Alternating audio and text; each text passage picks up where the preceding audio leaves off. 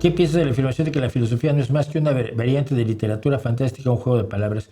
No creo que sea, no creo que sea una variante de la literatura fantástica, porque quien lo hace no lo asume así. Cuando uno hace literatura, está partiendo de la base de que hace algo que no es real, y entonces establece lo que se llama el pacto de suspensión de la incredulidad con el lector.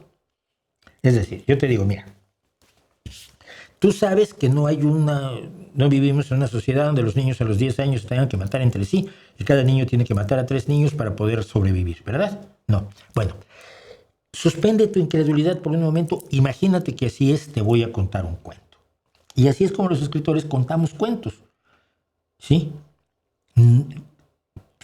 Créeme, vamos a jugar a una fantasía juntos y yo me comprometo a divertirte, entretenerte, hacerte sentir, hacerte pensar, etc.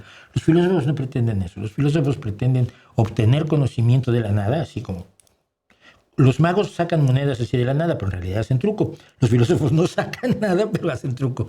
Y se toman demasiado en serio, ¿no? Así que no lo creo. Que el juego de palabras, sí, la filosofía juega con palabras, no con conceptos. Y ese es uno de los problemas más graves que yo he visto, que creo que existen, ¿no? O sea, se trabaja más en la semántica que en la realidad de los conceptos. Porque es que estamos cogitando y pensando y especulando sobre... Te voy a poner un ejemplo que fue interesante en la Revolución Científica.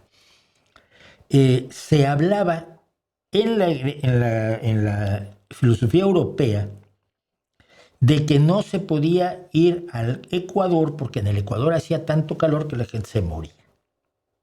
¿Sí? Es una convicción absoluta a la que se había llegado a través del análisis de los pensamientos, las especulaciones, las cogitaciones, los argumentos y los pensamientos de un montón de filósofos. Y entonces no se podía ir no podía vivir nadie en el Ecuador. Hasta que alguien fue. A ninguno de los que estaban antes de Aristóteles hasta ese momento, a nadie se le ocurrió ir. ¿Pero para qué? Si ya lo sabías, en el Ecuador no puede vivir nadie, pues se achicharra, se rostiza, se asa, como si lo metieras al air fryer. Vale. Y de pronto empezó a haber la idea de que, si vamos a ver, que eso es totalmente opuesto a la filosofía. Vamos a ver, hoy es que fui al Ecuador y te achicharraste. No, pero hay un montón de gente viviendo allí. Y son felices de la vida y cazan y recolectan y hacen literatura y cantan. Y son personas normales, están ahí en el Ecuador.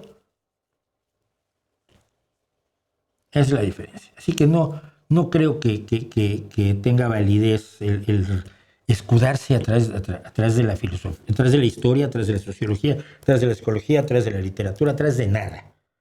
Que tengan los pantalones de ponerse frente al mundo sin ocultarse detrás de nada y digan, pues es que a mí me resulta muy cómodo opinar sobre cosas de las que desconozco todo, porque si quisiera yo realmente aportar a esas cosas tendría que estudiar un montón. Si yo quisiera apoyar a la física, pues tendría que estudiar física. Pero no tengo que estudiar física y puedo ser filósofo de la ciencia.